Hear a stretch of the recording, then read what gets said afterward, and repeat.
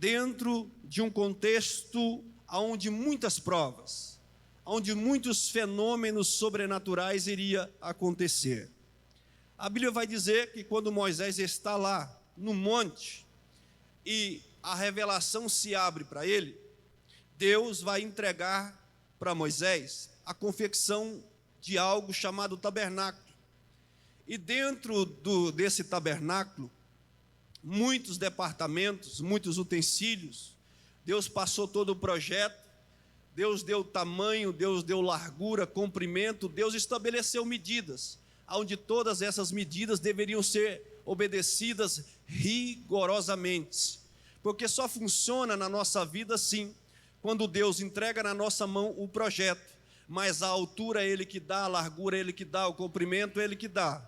Porque se a partir do momento que eu tenho o projeto sendo de Deus, mas eu me atrevo a acrescentar centímetros a ele, ou a diminuir centímetros do mesmo, é bem verdade, eu tenho que dizer algo aqui, é bem verdade que tu serás frustrado, mas independente do lugar, se você estiver num lugar onde tem muita bonança, ou se for em deserto, descansa teu coração, se foi Deus que deu, te prepara, basta obedecer o projeto e tudo vai dar certo, para a glória do nome de Jesus.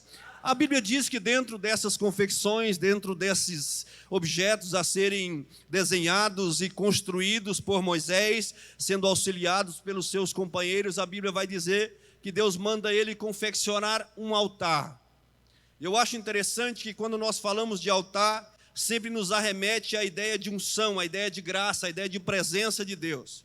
Quando nós falamos de altar, especialmente para essa turma que está aqui, a Bíblia vai dizer que o fogo emana do altar, aleluia. Isso é tão verdade que não mudou nos dias de hoje, não mudou nos tempos da antiga aliança, o Eberson. A Bíblia vai dizer que Deus canalizava o negócio, começava com o sumo sacerdote ouvia Deus falar, o sumo sacerdote era tomado pela presença de Deus, saía do lugar santíssimo, atravessava o santo, cegava no átrio e falava com o povo, aleluia. Deus não mudou o negócio ainda, eu acredito que Deus ainda toma o anjo da igreja, que Deus ainda toma evangelistas, que Deus ainda toma presbíteros, e quando Deus canaliza um negócio, a igreja também é tomada, aleluia. Deus não mudou o negócio, tem gente que acha que Deus mudou, não, Deus não mudou, Deus continua o mesmo sempre, aleluia. Deus chega para Moisés e diz assim: Moisés, constrói para mim um altar, constrói para mim um lugar aonde eu vou sacrificar, aonde as pessoas vão trazer para mim ofertas voluntárias, pacíficas, e elas vão entregar aquilo como oferta, como holocausto. E quando aquela oferta estiver sendo queimada, eu lá do alto, com as minhas narinas, vou cheirar o cheiro agradável e aprazível daquela oferta. Então se eu tiver de trazer juízo sobre a nação, se eu tiver de trazer alguma praga sobre a nação, a partir daquele momento de adoração, a partir daquela oferta sendo queimada, o meu coração se agradará, e ao invés de praga eu trarei bênção, ao invés de juízo eu vou trazer vitória, aleluia. Moisés é obediente, não é teimoso e faz como Deus manda, glória a Deus. Só porque eu acho tremendo, antes de entrarmos aqui na confecção desse objeto, a Bíblia vai dizer que ele ficava num determinado lugar chamado átrio. Mas depois do átrio sempre há o lugar santo, e depois do santo o santíssimo. E no santíssimo ficava um utensílio, ficava um objeto que representava a presença de Deus. Você sabe bem disso, é bom de Bíblia. A Bíblia chama ela de Arca da Aliança. E a Arca da Aliança, diferente do altar, será usado um metal diferente para revesti-la. A Bíblia vai dizer que a matéria que constrói, que edifica a estrutura da arca é a mesma do altar, mas o revestimento é diferente. A Bíblia diz que o que revestiu a arca da aliança foi ouro. Está escrito que ela era revestida de ouro por dentro e por fora. Você é bom de Bíblia, sabe muito bem que dentro dessa arca havia 3 coisas. Havia a vara de Arão que floresceu, havia um pote cheio do maná, e a Bíblia vai dizer que o pote era de ouro, mas havia maná dentro. E havia também as tábuas da lei que foram escritas por Moisés, as primeiras escritas pelo dedo de Deus, quebradas por Moisés diante de uma rebeldia do povo. As segundas tábuas escritas pelo próprio Moisés. Você vai entender. A Bíblia vai dizer que tendo essas três coisas lá dentro, representando a presença de Deus, símbolo de vitória para o povo de Deus, a Bíblia me faz entender que lá em 1 Samuel capítulo 5 e 6, quando os filhos de Eli, Hofni e Finéias vão para uma guerra sem a orientação de Deus, sem o mandado de Deus, diz a história que eles perdem lá o símbolo da presença de Deus. Aleluia. 2 Crônicas, o Herbio 5:10 vai dizer que quando Davi então assume o trono, a primeira coisa que ele vai fazer é trazer de volta, pastor Francisco, a Arca da Aliança para Jerusalém. Não vou me ater à história, você sabe bem como foi o processo de trazer a arca, mas 2 Crônicas 5:10 vai dizer que não havia somente dentro dela, não tinha mais maná, pote de ouro com maná dentro, não tinha mais vara que florescida de Arão. O que tinha lá dentro, irmão Ricardo? A Bíblia vai dizer que tinha somente as tábuas da lei. O Espírito ministra ao meu coração a verdade que você sabe, igreja. Sabe que eu acho tremendo? Estamos vivendo num tempo de muita aparência. Estamos vivendo num tempo onde as mídias sociais têm tomado o coração de muita gente, e vez ou outra aquilo que brilha, aquilo que reluz, parece até que é, mas não é. Sabe o que eu acho tremendo? É que o povo filisteu se parecia do mesmo jeito, entendia do mesmo jeito, porque o que ficou dentro da Arca da Aliança foram só as tábuas da lei. Não tem beleza nenhuma, quando você olha de fora, é só um livro preto, uma capa preta, mas o que aquele povo não entendeu é que o que estava dentro da arca valia mais do que o ouro, valia mais do que o maná,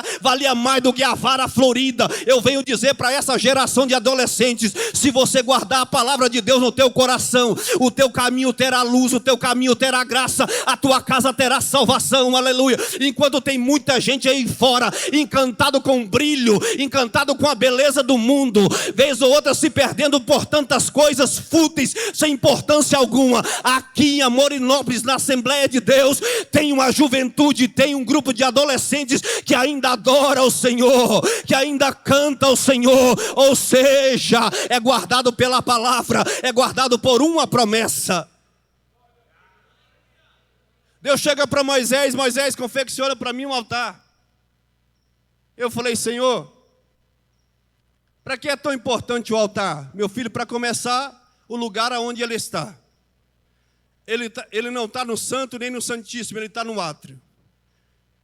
Já entende-se que eu e você, antes de entrarmos aqui, antes de adentrarmos aqui, antes de chegarmos ao santo e ao santíssimo, já temos que vir sacrificando. Eu não venho para o culto para adorar. Eu já saio de casa adorando. Não é assim, pastor Wellington? Hoje eu vou lá para... Não. Você já sai de casa adorando. Irmão Ricardo, mas a minha vida está complicada. A situação lá em casa está difícil. Não importa. Não importa. Não, hoje eu não tive tempo, aleluia.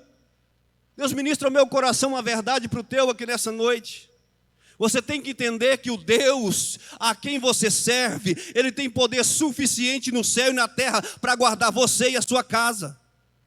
Estamos vivendo em dias em que muitas coisas têm tido a capacidade de roubar de nós a fé, de roubar de nós a credibilidade nas coisas santas e sagradas. Mas eu venho aqui te dizer: o Deus que cuida da noiva, que zela da noiva, que vai arrebatar a noiva, é o mesmo, Ele não mudou. Ele continua com a mão estendida sobre você, sobre a tua família, sobre a tua geração, sobre os teus filhos, sobre a tua história, aleluia.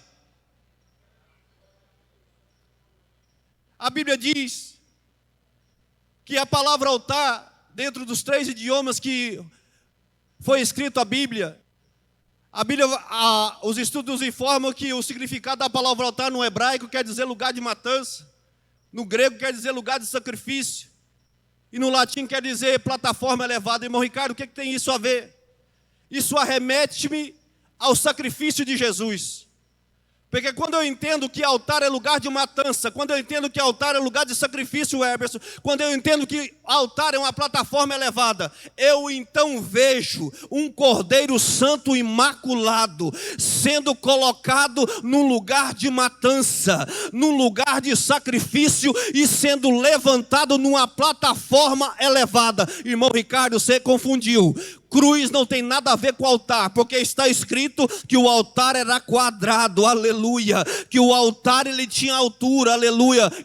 Irmão, você que não entendeu, a confecção do altar é a mesma da cruz. Não estou entendendo, aleluia, eu vou te explicar agora. No Levítico vai dizer que para consagrar um altar, que para edificar um altar, sendo válido para receber oferta, ele tinha que ter unção nos 4 cantos, o Heberson, ele tinha que ter o óleo puro nos 4 cantos, um cordeiro tinha que ser imolado, e o sumo sacerdote molhava o dedo no sangue do cordeiro imolado, e colocava nos 4 cantos do altar, e sim, então o altar estava pronto, preparado para receber a oferta de sacrifício, aleluia. Irmão Ricardo, o que é que a cruz tem a ver com esse altar? Ela tem tudo a ver, porque quando o meu Cristo foi martirizado, aleluia, quando o meu Cristo foi espancado, quando o meu Cristo foi posto sobre ele uma cruz na sua cabeça, ele sangrou. Agora eu te pergunto, o meu Cristo todo ensanguentado, aquela cruz foi banhada de sangue,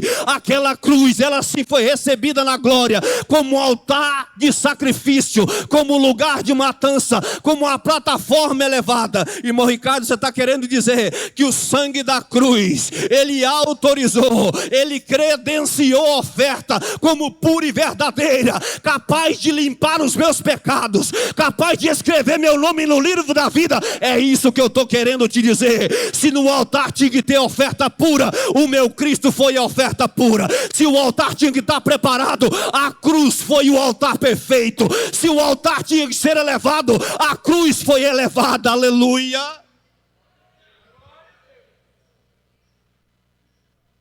Lugar de matança, lugar de sacrifício e uma plataforma elevada. Entenda, adolescente, todas as vezes que você entra na presença do Senhor para sacrificar, alguma coisa em você tem que morrer. Alguma vontade, algum desejo, alguma coisa que o Espírito te pede, alguma coisa que teu pai e tua mãe vez ou outra ora pedindo: Deus, usa meu filho, usa minha filha, usa os jovens da igreja. Alguma coisa em vocês tem que morrer.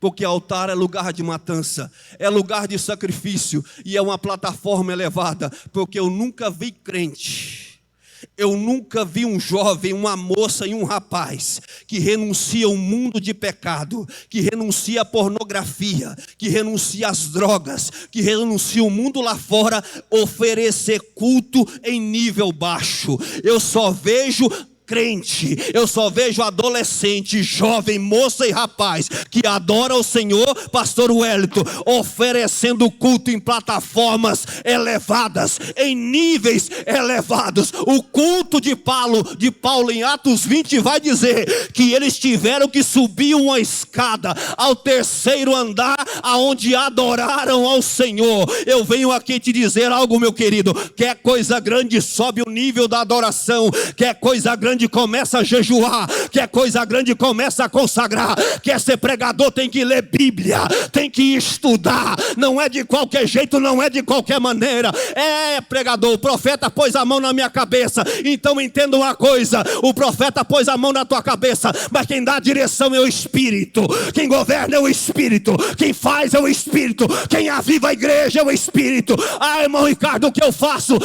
Eu venho aqui profetizar para você, igreja, jovem, adolescente, você que tem sede, você que tem uma chama que arde, que sabe que Jesus pode te usar diferente, está esperando o quê? Não, mas é assim, assado. Não. Não depende de pastor, não depende de líder, depende de você.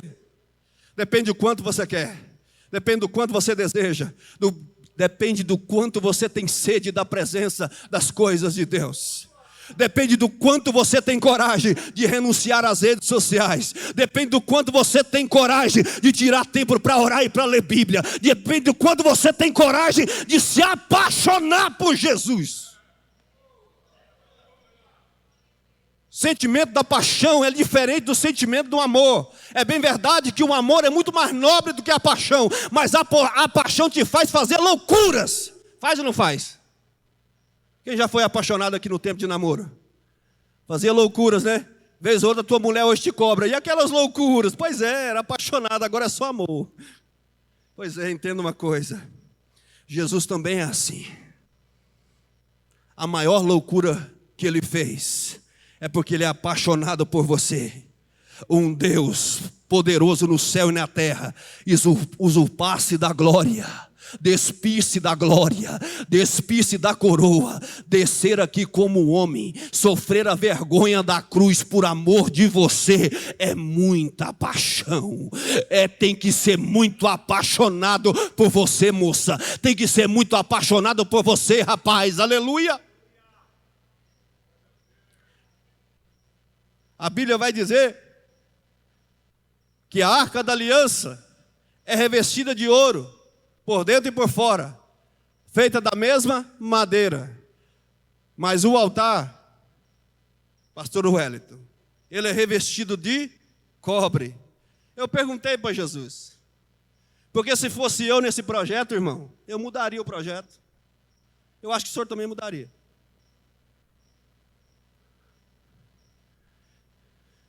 O altar que vai receber a tua oferta, irmão. Tu vem para o culto. Tu vem adorar Jesus. Passa o perfume cheiroso. Hoje eu vou adorar de todo jeito. Não importa a maneira, mas eu vou. Aí de repente, tu chega no lugar da adoração. Aí já tem alguém lá para te receber e dizer: tu veio adorar, foi. Tu veio sacrificar, foi. Então espera aí. Primeiro entrega a tua oferta. Primeiro entrega a tua adoração, depois tu entra. Você percebeu que hoje as coisas se inverteram? Primeiro a gente entra. Depois a gente entrega. Mas naquele tempo era diferente. Antes de entrar, eu entregava.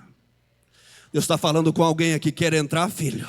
Entrega teu coração, entrega a tua alma. Tu sabe que é só com Jesus, tu sabe que é só com Ele que a porta vai abrir, que as coisas vão acontecer. Irmão Ricardo, eu não estou entendendo, muitas coisas acontecem na minha vida e não dá certo. Sabe por quê?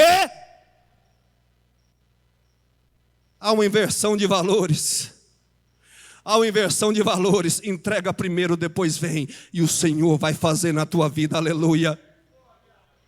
Eu vim entregar minha oferta, Webs. Só porque quando eu vou colocar minha oferta,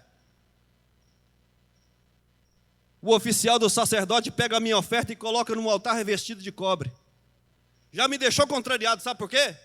Porque eu caprichei tanto na minha oferta, e a plataforma que vai receber a minha oferta é revestida de cobre. Não, Senhor, eu quero que ela seja revestida de ouro. Eu quero que ela seja revestida de prata. Ô Ricardo, você não está entendendo. Não, Senhor, é porque a minha oferta é diferente. Eu quando eu prego eu sou diferente. Eu quando eu canto eu sou diferente. Eu quando eu oro eu sou diferente. Vou provar para você que não é não. Vou provar para você que sou eu. Aleluia. E eu falei: Senhor, então prova para mim. Filho, entenda uma coisa. Você está olhando só para aquilo que está por cima do altar, não por aquilo que está por baixo do altar. Falei: Jesus, eu estou vendo só o que está por cima. Então olha por baixo do altar. Quando eu olhei por baixo do altar, pastor, eu encontrei lenha, eu encontrei fogo. O problema é que vez ou outra a gente está olhando só assim, e Deus está falando: olha mais embaixo. Olha mais embaixo, que tem muito mistério que vai acontecer assim, para depois Deus colocar aqui. Tem muito mistério que acontece com o joelho dobrado e depois Deus levanta, Biezer. Tem muito mistério que acontece no jejum e na consagração e depois Deus abre a porta. Tem muito mistério que acontece no jejum e na oração. E depois Deus dá o diploma na formatura do doutor, do advogado, do médico. Aleluia. Oh, entenda isso, igreja. Entenda isso, adolescente. Isso tem que descer para o teu coração. Que tem muita revelação do céu, meu querido, que vai começar assim, para depois Deus colocar aqui. Aleluia. Olha por debaixo, Ricardo. Eu olhei, aí eu vi lenha e fogo. Aleluia. E tem uma recomendação: o fogo arderá continuamente no altar. Oh, glória!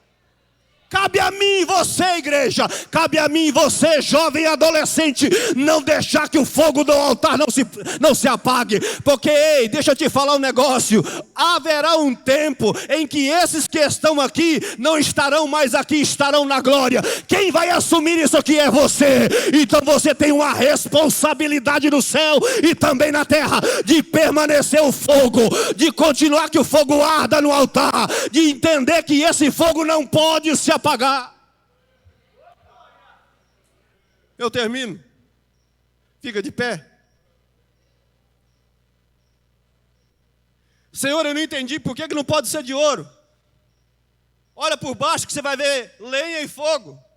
E o fogo não se apaga. Todo dia.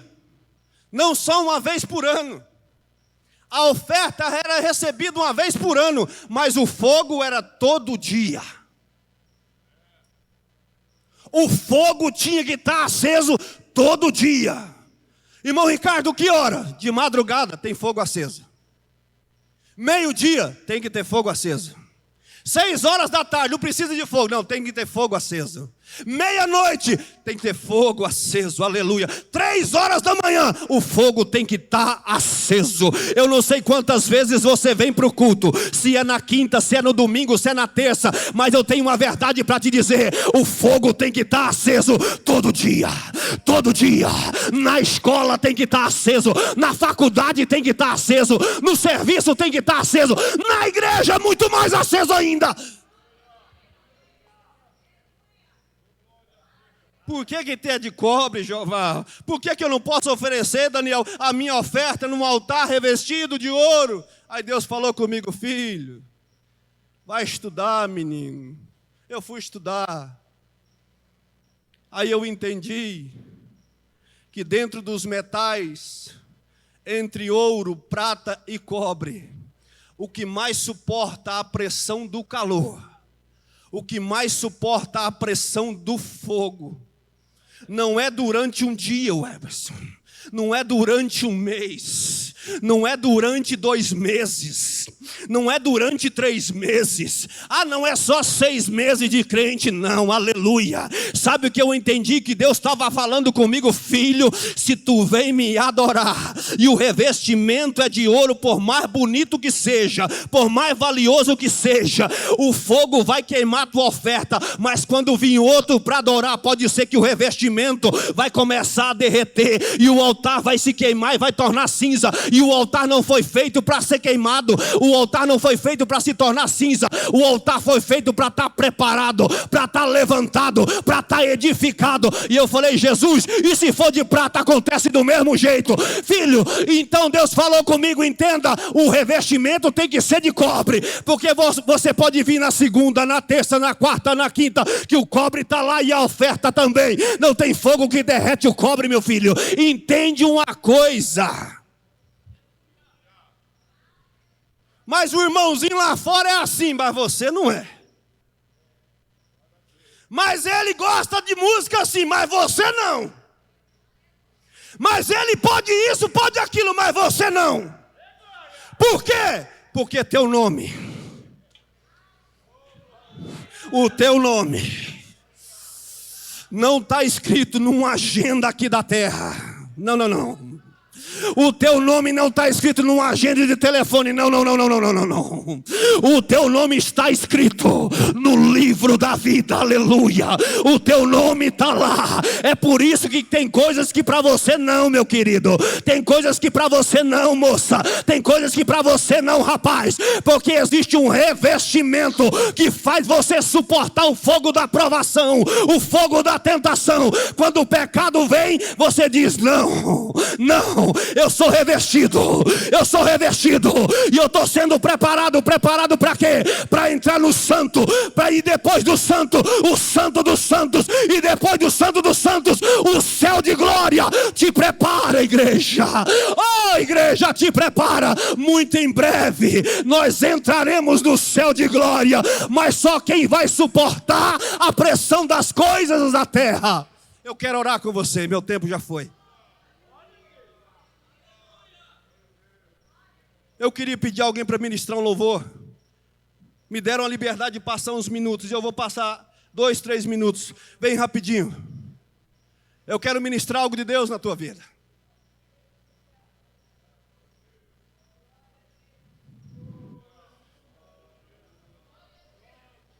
Eu quero ministrar algo de Deus na tua vida. Bem rapidinho para a gente ganhar tempo. Quem canta aqui, quem vai ministrar. Eu não quero cansar você. Aleluia. Mas eu quero com muito respeito. E o Espírito, Ele me deu uma direção aqui, pastor Francisco. Porque foi em coisas assim que o meu chamado foi despertado dentro de mim. Eu quero convidar você, adolescente e jovem, que tem desejo das coisas santas, que deseja o céu, que deseja ser sim alguém usado pelo Senhor Jesus na face da terra. Eu quero convidar você aqui à frente. Sai do teu lugar no nome de Jesus. Esse pedido, ele é desafiador, ele é confrontador, porque vai mexer com os meus desejos, vai mexer com as minhas vontades. Quando eu vinha na frente, todas as vezes que eu saía de lá, um desejo em mim morria, algo em mim era sacrificado. É por isso que eu digo, não é para muitos, é para poucos. Mas eu vou perguntar de novo, quem deseja ser usado pelo Senhor? Quem deseja ser tomado pelo Espírito?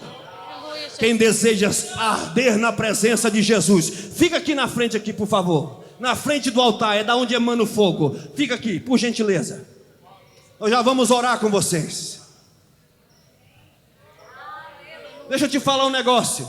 Nunca começou com a multidão, sempre começou com um. Um Noé, um Moisés, um Davi. Aleluia. Eu aceitei Jesus na minha casa. Ninguém da minha casa servia ao Senhor Jesus, pastor Wellington. Hoje, eu e a minha casa, todo mundo,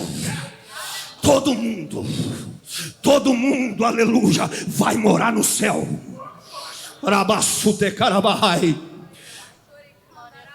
Enquanto eles vão começar a ministrar o louvor, os obreiros vão estender a mão sobre vocês e vão ministrar uma unção para torná-los diferentes a partir dessa noite.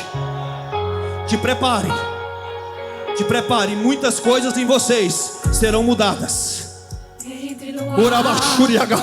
Feche a porta. Há uma unção de Deus aqui. Chegou a hora de falar com Deus. O Espírito Santo está selecionando jovens, moças e rapazes aqui. Foi assim que eu fui chamado. Foi assim que eu fui escolhido. Foi assim que o Espírito encheu minha vida. Eita Deus! Sinta a glória. Igreja, começa a sentir a presença do Espírito aí. Começa a sentir a presença do Espírito aí. Se as lágrimas rolar e as batidas do seu coração acelerar, Ele mexendo no secreto da gente, lugar que ninguém conhece, mas Ele viu e sabe. Faz diferente mesmo, Senhor. Faz essa chama arder mais ainda, Senhor. Faz queimar mais ainda,